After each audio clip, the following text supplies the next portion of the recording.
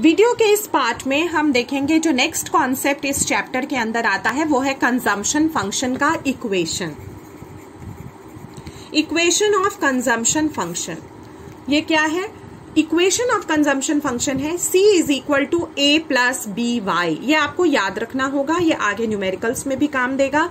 जहां पर C क्या है? कंजम्पशन एक्सपेंडिचर है, A ऑटोनोमस कंजम्पशन है, यानी कि जब मेरा इनकम जीरो होगा तब भी मेरा एक मिनिमम लेवल ऑफ कंजम्पशन होगा, और ये मिनिमम लेवल ऑफ कंजम्पशन जो है वो ऑटोनोमस कंजम्पशन के नाम से जाना जाएगा।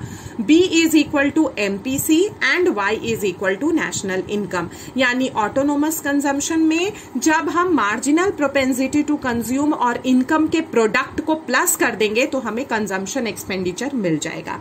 ठीक इसी तरह से सेविंग फंक्शन है। सेविंग फंक्शन क्या है?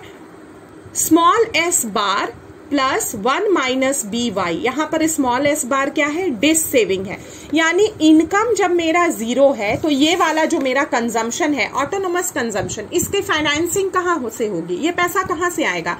तो इसके लिए पैसा के लिए हम क्या करते हैं? डिस सेविंग करते हैं, यानी कि ये हमने पहले से जो पैसा बचा करके रखा है या तो हम पास्ट सेविंग्स को लिक्विडेट करते हैं या फिर हम दूसरों से उधार लेते हैं। ये सारी चीजें जो है वो डिस सेविंग के अंदर आती हैं। 1 माइनस बी, बी क्या था?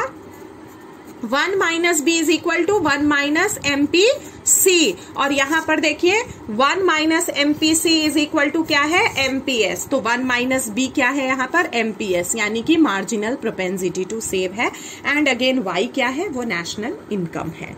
ठीक है, अब हम कंजम्पशन फंक्शन से सेविंग फंक्शन को कन्वर्ट कर सकते हैं, एंड सेविंग फंक्शन को हम कंजम्पशन फंक्शन में भी कन्वर्ट कर सकते हैं। ये जब मैं न्यूमेरिकल आपको फॉर्मूला पर बताऊंगी तब मैं आपको एक एक करके बताऊंगी, लेकिन आपको यहां पर याद रखना है कि consumption function can be converted into saving function, and at the same time saving function can also be converted into consumption function. Now the next and the last concept of this unit as far as numerical is concerned is the concept of investment multiplier. And what is investment multiplier? Investment multiplier is the ratio of change in income due to change in investment. यानी जब भी economy के अंदर नया investment किया जाता है उसके वजह से नेशनल इनकम में कई गुना ज्यादा वृद्धि होती है, और ये जो कई गुना ज्यादा वृद्धि है ये इन्वेस्टमेंट मल्टीप्लायर के नाम से जानी जाती है। तो पहला फॉर्मूला होता है K is equal to delta Y by delta I, जहां K इन्वेस्टमेंट मल्टीप्लायर है, delta Y change in income है, and delta I change in investment है।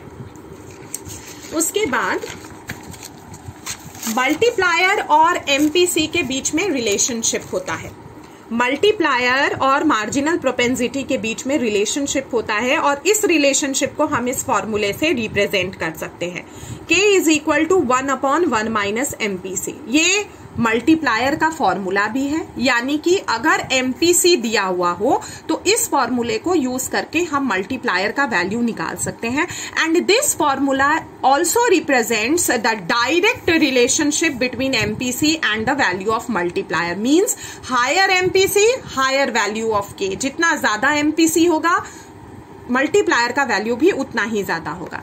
Now multiplier has also a relationship with MPS also, and what is the relationship? K is equal to 1/MPS। मेरा थोड़ा यहाँ mistake हो गया था तो आप इसको इग्नोर कीजिएगा।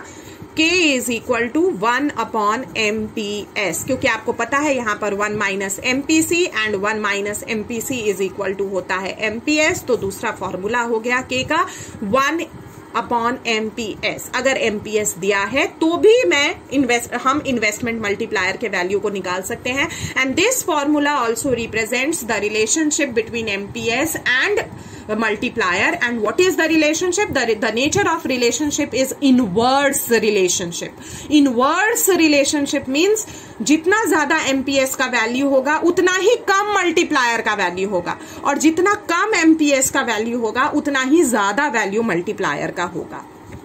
नाउ इन तीनों फॉर्मूले को मैंने एक साथ समराइज करने की कोशिश की है कि आप मल्टीप्लायर को 3 तरीके से कैलकुलेट कर सकते हैं as far as numerical is concern. जिस तरह का डाटा आपको देगा आप कर सकते हैं। फर्स्ट फॉर्मूला में अगर आपको change in income and change in investment दिया है तो इस फॉर्मूले से निकल जाएगा।